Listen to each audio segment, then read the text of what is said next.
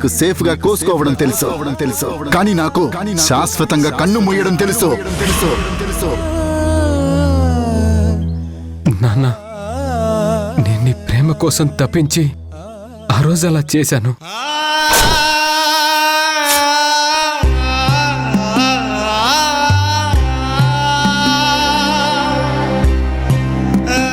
నీకు దగ్గర కావాలని, నువ్వు నాతో ఎక్కువ సమయం స్పెండ్ చేయాలన్న ఆలోచనతో అలా చేశాను. కానీ ఇవాళ నువ్వు నా కన్న తల్లిని దూరం చేయడానికి నీ మెడ మీద కత్తి పెట్టుకున్నావు.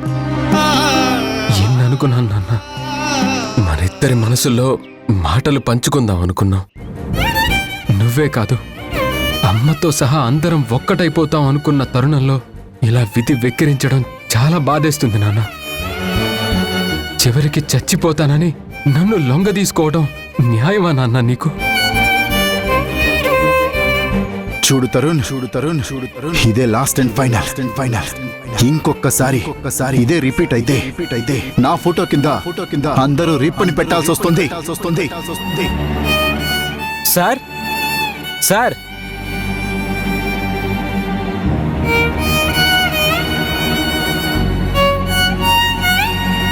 నమస్తే సార్. నమస్తే. ఎవరండి మీరు? డాక్టర్ గారు లేరా సార్?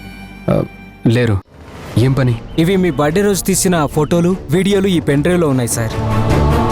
మా ఓనర్ గారు వెంటనే ఇద్దామనుకున్నారు, కానీ పెద్ద ఆయన చనిపోయారు కదా సార్, అందుకే ఇవ్వలేదు సార్. ఇప్పుడు ఇచ్చిరమ్మని పంపించారు. ఓ అలాగా, సరే ఇవ్వండి. ఓకే సార్, ఉంటాను.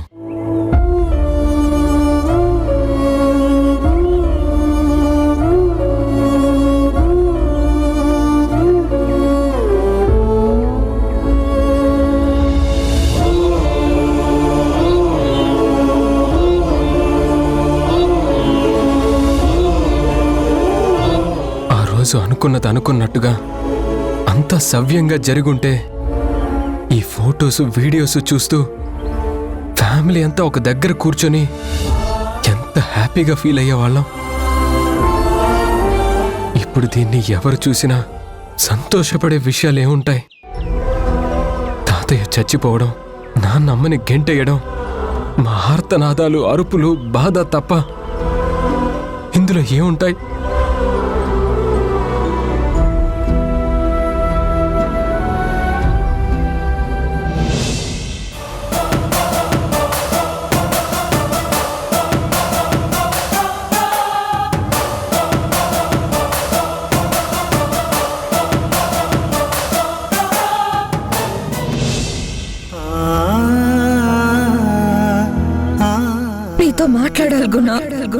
చెక్ పోస్ట్ లో అడ్డం నిలబడ్డంత మాత్రానా చెప్పింది వింటాననుకున్నావా?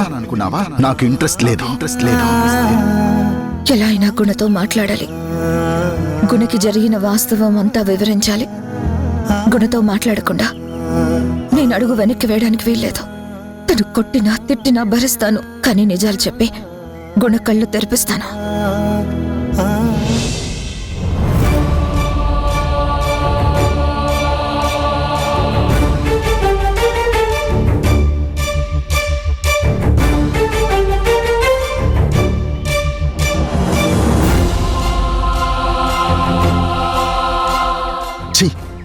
ఇది నన్ను వదిలేలా లేదు. శని దేవతలా వెంటాడుతుంది. మొహం చూస్తేనే అసహ్యం వేస్తుంది.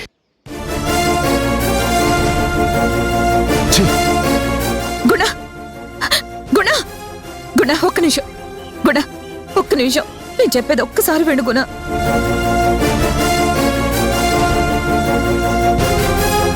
మంచి మనిషికి ఒక మాట, మంచి గుడ్డుకి ఒక దెబ్బ అన్నారు. నువ్వసలు మనిషివేనా?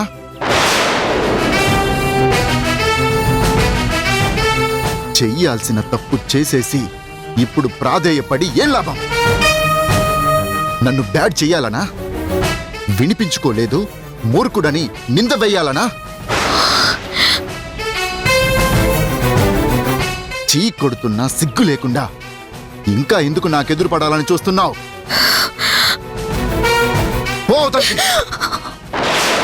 సురేమో ఇరిసేసింది కరుసైన కాలమిలా, ఎగురేసిన జీవితమంతా చిరిమేసెను చీకటిలా.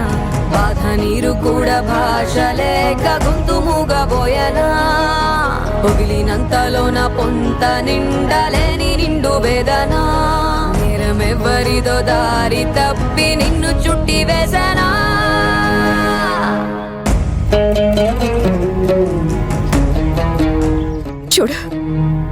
చూడెంత మూర్ఖంగా బిహేవ్ చేస్తున్నాడో. ఓ ఆడదాని మీద చేయి చేసుకోవడం, ఇలా నిర్దాక్షిణ్యంగా నెట్టివేయడం గొప్ప అనుకుంటున్నాడు.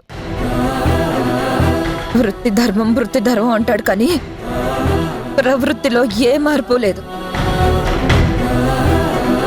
నా ఓపికని సహనాన్ని పరీక్షిస్తున్నాడు. వాస్తవాలు వినడానికి 1 నిమిషం నాకు కేటాయించలేడా? ఆవిడ నవ్వేంటి? నాకు అసహ్యం వేస్తుంది శివ. ఊరుకో వదినా, కాలం మనది కానప్పుడు మనం ఒదుగుండక తప్పదు. నీ ప్రయత్నం వృధా కాదు వదినా. తప్పకుండా నీ మాట వినే టైం వస్తుంది. ఓపిక పట్టు వదినా. ఆ ఓపిక ఉండబట్టే ఇన్నిసార్లు ఇలా ప్రవర్తిస్తున్నాను.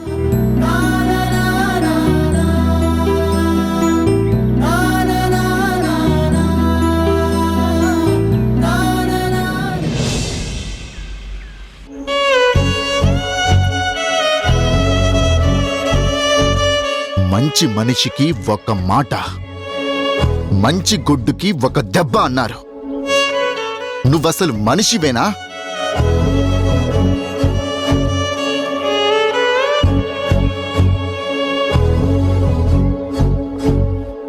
అమ్మా, పిల్లలు అన్నం తిన్నారా? తినేశారు.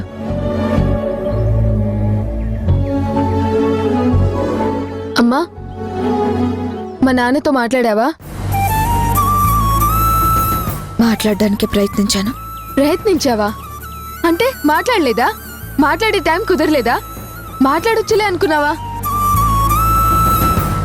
లేదు, మాట్లాడతానులే అని అనుకున్నదానైతే మాట్లాడతానని మాట ఎందుకు ఇస్తాను? మరి ప్రయత్నించానంటావే, మాట్లాడాలి కదా.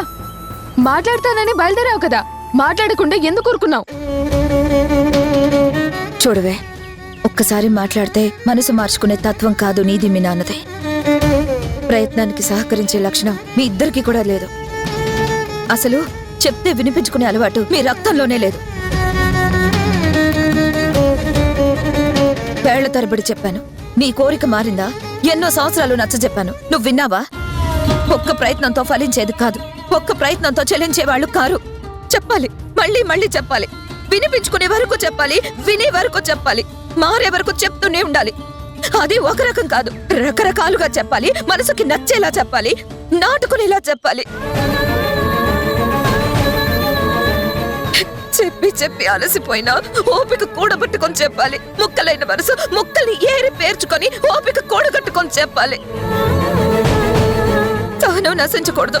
సమయం కోసం ఎదురు చూస్తూ ఉండాలి, నిరీక్షించాలి. పరీక్షించినా తట్టుకోవాలి, ఆ పరీక్షలో గెలవాలి. అందుకు చాలా చాలా ప్రిపరేషన్ అవసరం. ఏ మాత్రం అలక్ష్యం చేసినా నిర్లక్ష్యం చేస్తారు. అవతల వాళ్ళ బాధని కరుణతో అర్థం చేసుకునే మనసు లేని మనుషులు.